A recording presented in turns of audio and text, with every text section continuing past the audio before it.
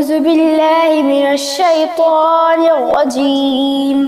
بسم الله الرحمن الرحيم.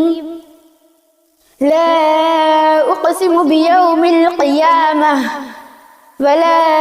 أقسم بالنفس اللوامة أيحسب الإنسان أن لن نجمع عظامه بلى قادرين على أن نصفي بنانه بل يريد الإنسان ليفجر أمامه يسأل أيان يوم القيامة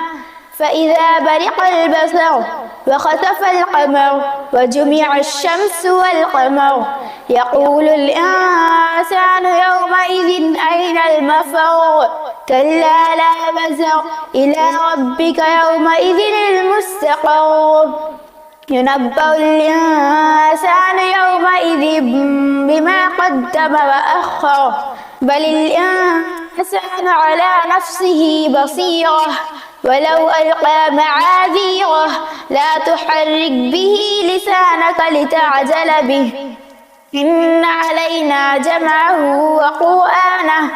فإذا قرأناه فاتبع قرآنه ثم إن علينا بيانه كلا بل تحبون العاجلة وتذرون الآخرة وجوه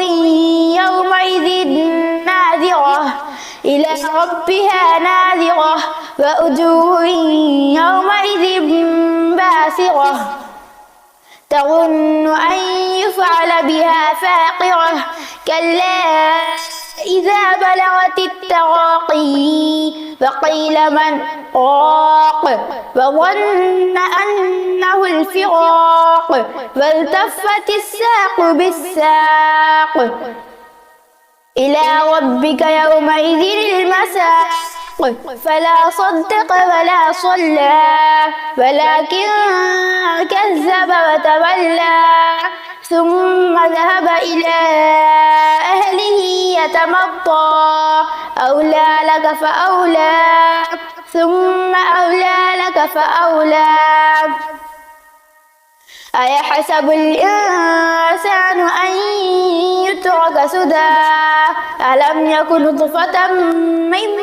مني يمنى ثم كان علقة فخلق فسوى فجعل منه الزوجين الذكر والأنثى أليس ذلك بقادر على أن يحيي الموتى صدق الله العظيم.